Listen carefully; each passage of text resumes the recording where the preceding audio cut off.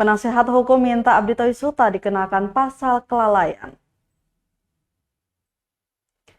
Abdi Aprizal Sihan alias Abdi Toisuta, terdakwa kasus dugaan penganiayaan hingga meninggalnya korban Rafli Rahman, kembali menjalani sidang di Pengadilan Negeri Ambon Rabu 31 Januari 2024. Sidang beragenda pembelaan oleh kuasa hukum terdakwa Munir Khairoti CS dipimpin Haris Tewas selaku hakim ketua didampingi 2 hakim anggota lainnya. Dalam pembelaannya, kuasa hukum meminta agar terdakwa Abdi dikenakan pasal 359 KUH Pidana. Pasal tersebut berbunyi, barang siapa karena kelalaiannya menyebabkan orang lain mati dipidana dengan pidana penjara paling lama 5 tahun penjara. Menurut penasihat hukum, Abdi tidak memenuhi unsur adanya kesengajaan pada pasal 351 ayat 3 KUH Pidana, sebagaimana pada tuntutan JPU.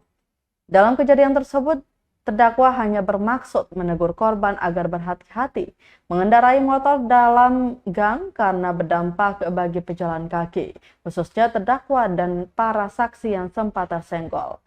Terdakwa pun tidak mengetahui korban memiliki riwayat penyakit atau kondisi cacat lahir ketika ubun-ubun menutup lebih cepat, di mana korban memiliki tengkorak kepala yang lebih tipis dari manusia normal.